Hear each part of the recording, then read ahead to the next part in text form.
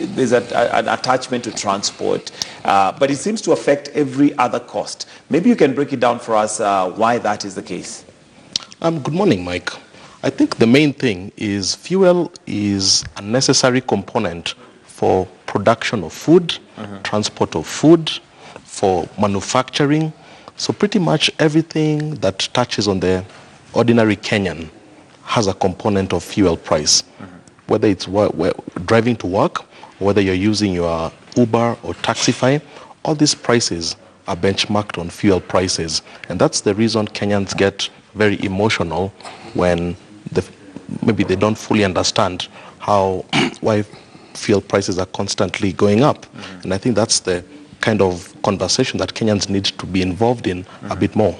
Okay, and are they valid reasons for it going up? Because every time the fuel goes up, there's always a fear that literally from the price of paying your matatu fare to town, to the price of food, to anything, does it always have to have that change?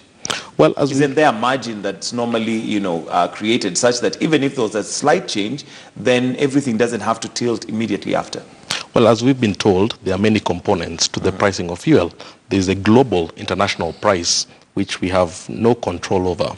But I think what Kenyans right now are against is the upcoming VAT, which is a local tax on fuel. I think that's what is causing a lot of the churn, a lot of the jitters, because you're going to see potentially fuel prices, petrol prices going from 113 to 130 and a 17, which is quite a steep increase. Which is a very steep increase. So I think people get that there's a global dimension that is dictated to by geopolitics, but I think a lot of people would have loved to see the VAT suspended, if you like, maybe for another. It was suspended in 2016 for 2 years, and they would like to see, can it be suspended again until the businesses start recovering? Because many businesses are still recovering from the difficult 2017 we had last year. So a lot of people asking, is it possible to suspend it for a couple more years until businesses are hitting full throttle?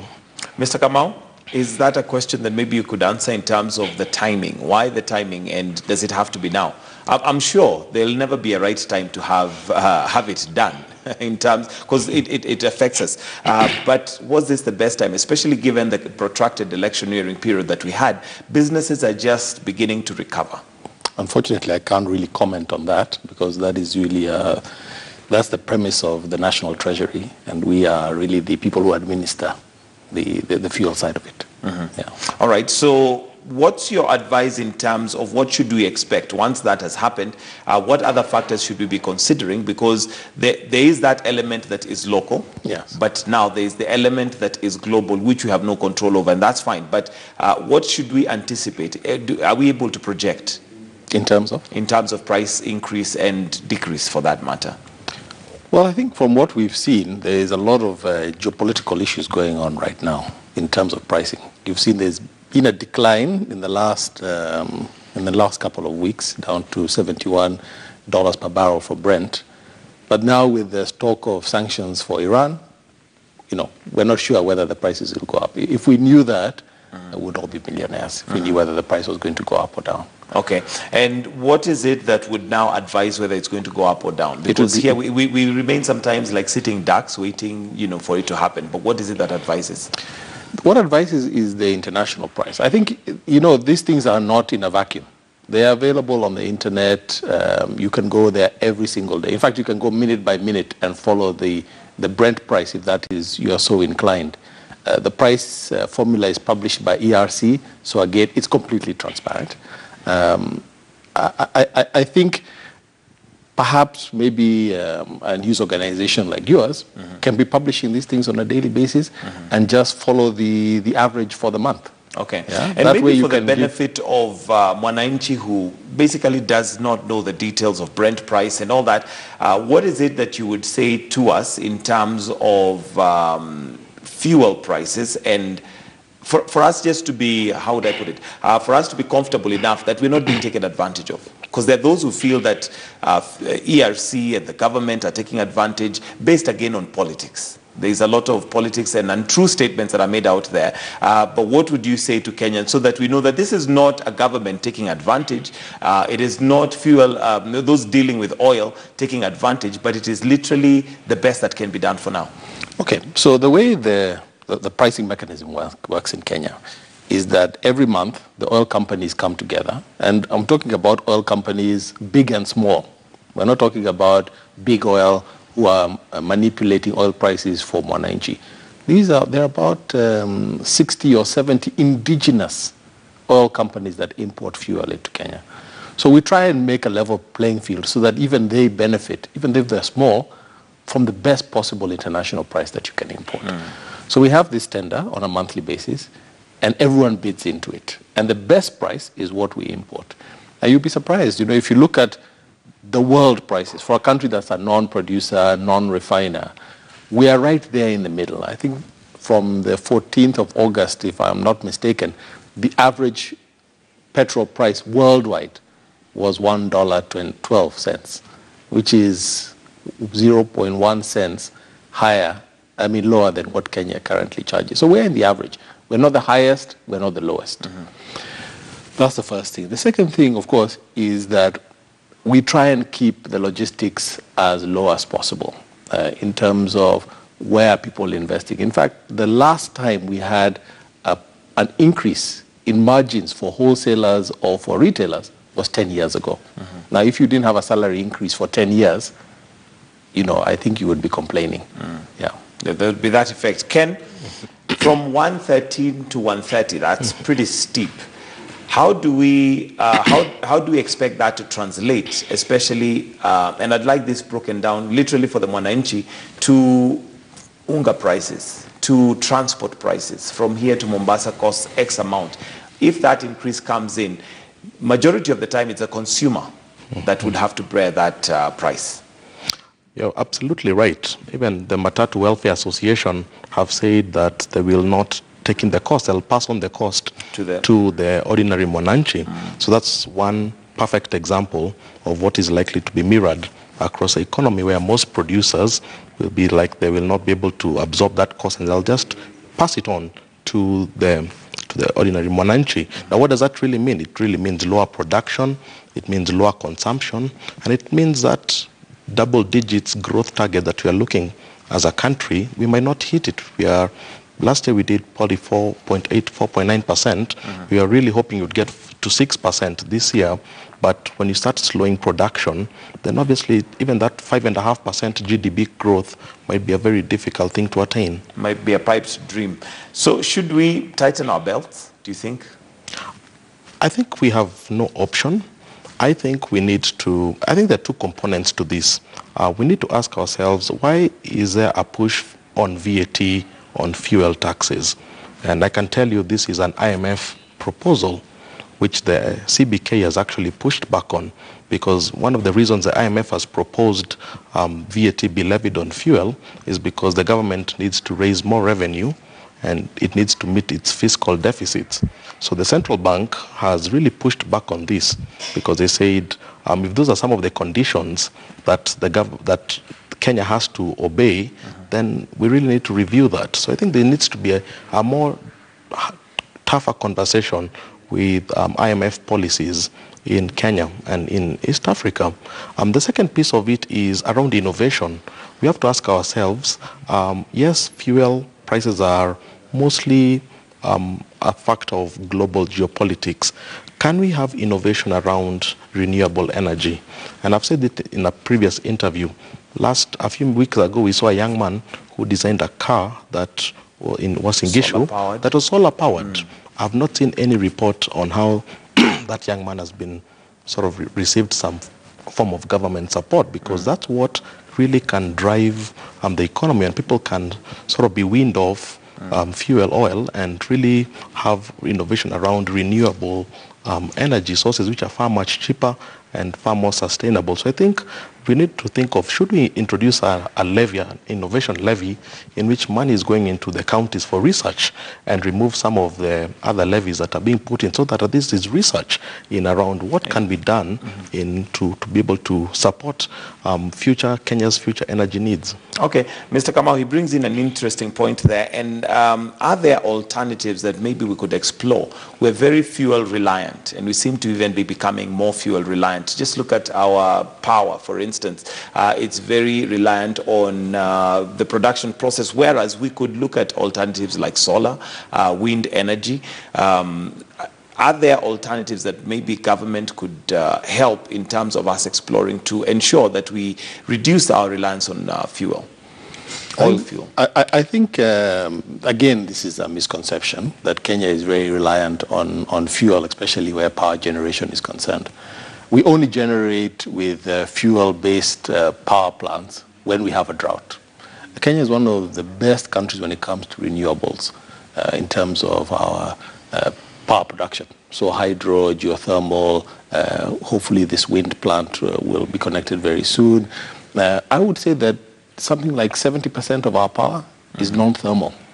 And I hope by the end of, in the next 24 months, we'll have almost no thermal power in this country, except for emergency Is that something purposes. government is working towards? Absolutely. I think it has been stated, the objective of the government, to make sure that we have as little thermal generation as possible.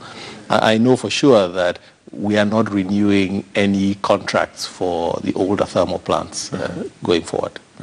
All right, so should we expect, would that affect the prices in terms of production? Yes. If we relied less on thermal power? Yes, it would, for sure. All right. Ken Gishinga, how long do we expect this effect from the time the fuel prices change for it to actually affect us in terms of the economy and how we do business? It's immediately. If the Matatu's Owners Association have said they are going to pass the new cost to ordinary mwananchi, then that's an instant impact, because it means if somebody was coming to downtown 5 times a week, he might say, I'll be coming to downtown twice a week. And the transactions you would have done 5 times a week will reduce maybe by 1/5 or by 2/5. Already that's an impact. So you don't have to wait for the economists to publish the latest GDP numbers. You'll get a sense that people are consuming less. People are looking at alternatives. And it's basically because they cannot afford. Precisely. There's something in economics called the substitution effect. If you are used to maybe going out for dinner maybe once or twice a week, and the prices of restaurants go up, you'll just remain at home. Reduce your, and of course that affects the hotel industry and any other industry. Precisely. Now, question here being, of course, for many Kenyans who are also in employment, salaries don't go up at the rate at which, prices change. How does one buffer themselves? Or is this just one of those where you just have to make sure that you reduce your expenditure? Typically, people look at what I call the substitution effect. If they were possibly using an Uber 5 or 10 times a week, then they'll be like, do I really need to go for that meeting? Can I maybe call that person? Can we do a WhatsApp call, which is free, and we reduce that physical interaction? So people always that is how people react with economic trends. They just look for cheaper substitutions, which... What about those who are living on bare minimum? Because somebody who's using an Uber or going out for dinner is definitely somebody who has maybe some disposable income. Right. But there are those who literally live hand to mouth, and just the change in price of unga would affect even their eating habits, basically basic eating habits. You're absolutely right. Inflation impacts those at the bottom of the pyramid hardest. Because they don't have all the substitution options that you and I might want to imagine we have. For them, they still have to report to work. They don't have the options of, you can say, I'm not coming to work because matatu prices have gone up. So the alternative maybe would be walking. Exactly. So even from a security perspective, it becomes dangerous from a country because sometimes people start even now looking at illegal ways of making ends meet, which now breeds insecurity. So I think even from a security perspective, we really have to consider those kind of scenarios when we are having this kind of conversations. All right, Mr. Kamau, would Kenyans do know that oil was discovered in Turkana? Would this change the terrain? Would that help us in any way? I think many Kenyans are waiting with bated breath for that to begin getting into circulation and for us to become an oil-producing country. But would that affect us positively immediately? No, it won't, because at the end of the day, we are only going to start exporting this crude in 2021, 2022. So we are still quite far away. But I think what Mr. Gishinga is saying, one has to understand, of course, that Treasury, their main aim is to promote growth. And in addition to that, to raise revenue so that we can finance some of the social things that we want to do, that private sector is not prepared to finance. You will remember that this VAT was deferred some time back. So I feel quite confident that let's see what happens. Treasury is not living on the moon. The people there, they live here in Kenya.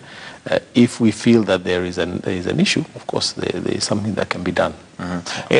Like you mentioned, it was deferred in 2016, I believe it was, for 2 years, and now we're in 2018. What advised for it to be deferred, and what would have changed between 2016 and 2018 such that now we say, okay, now it can be put in place, or we still have not got it where we ought to be, and as a result need to defer it? I really don't know. Okay. Yeah. All right. Mr. Gishinga, your thoughts on the fact that this is definitely going to affect us and affect our pockets. How do we brace ourselves and continue as a country expecting to hit a certain economic growth rate, but this obviously is pulling us back? I would say we need to have a serious conversations with our leaders, because right now the government is pursuing an austerity type of economic agenda, cutting back on public spending. What this economy really needs is a stimulus. And I've argued we need a stimulus for about 1 or 2 years, because we were in a deep hole last year. I talk to businessmen every day, and many of them are still struggling to even service the loans that the businesses have incurred. So we need to have a stimulus program for about 2 years. Then when people are back to their feet, then we need to start now having a proper conversation around people paying their taxes and raising revenue for this government. Because only way, you can't really expect people to do much when they don't have much in their pockets. So I think we need to have a proper round of a stimulus program, get money back into the economy, get credit to the private sector growing. Right now, credit supply to the economy is about growing at 4.8%, which is below the target of about 20%. And this is part of the interest rate cap, which was implemented in 2016. So there's a lot of challenges facing the business sector, and a lot of people are asking, can we suspend some of these initiatives? Yes, Kenya is running a deficit, but it's not a crime to run a deficit. Many governments run a deficit. And it's important to put the growth agenda first. Then when the country is roaring at its normal best, then it's easy to be able to service the debt, to be able to pay the taxes that they require. Okay, and well, maybe as we close, your thoughts or advice to Kenyans as we get into this period. Obviously, it's unlikely things would get better. I mean, practically speaking, prices rarely come down. Right. They always go up. But we need to maybe change our way of doing things. We need to change our way of living, right, just for us to be comfortable later in the future. Because once that price goes up, chances are everything is going to follow suit. One thing that I'm very proud of about Kenya is we are very innovative. Whether you're talking about the M-Pesa or what's happening in fintech, because some of these new innovative technologies are actually helping people meet their objectives without necessarily being in those physical meetings. So tell Kenyans, if you have a business meeting, for example, do consider, can you do a Skype call? Can you do a WhatsApp call? And that will reduce the amount of time that you're spending on the road, in traffic, time you're spending, money that you could have spent on fuel, you reduce that. So people are starting to think more out of the box in terms of and Kenyans love meetings. Kenyans love to... And they love meetings and love to talk. Exactly. All right, Mr. Kamau, your closing remarks and maybe advice to Kenyans on what we should expect. Look, there are a number of things that cannot go, of course, unchallenged in this discussion. Number one, I don't believe Kenya is pursuing an austerity agenda. The Big Four speaks for itself. We're out trying to get manufacturing, housing. The president has clearly stated that, housing is going to be there. That's something like 2.8 trillion shillings, which you, as a manufacturer, can get involved in. We have to still make all the implements that go into housing. The fact that prices rarely come down, let me just give you the facts as they were. Petrol prices in April 2012 were 125 shillings per litre. By April 2016, there were 77 shillings. And it all depends on what the crude oil price is doing. So I'm not sure the prices don't come down. They don't come down. They do come down. I think the question we should be asking is why, people take advantage of it. Let's say, well, the prices have gone up, so bread must go up. Matatu fare must go up. Sometimes I think we have to be fair and ask these questions directly to the people who are putting up the stakeholders who are putting up these prices. And I agree with you. I think at some stage we have to have the transparency to say, look, the prices have come down. Why has Matatu fare not come down? Or if they went up by so much, does it always have to necessitate an increase? I agree with you. And I think, this is a VAT increase. It's not a fixed, like road maintenance levy or RDL. This is VAT. They pay VAT on their vehicles. So surely they will be able to net off the VAT on fuel, on the VAT on the vehicles. I think we have to stop this knee-jerk reaction.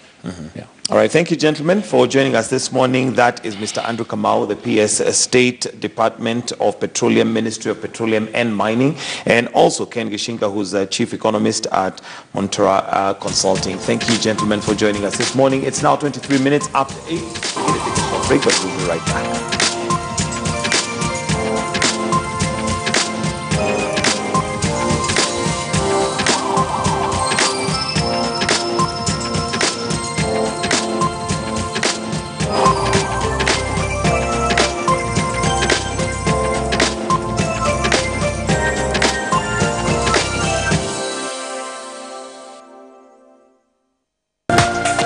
This is KTN News.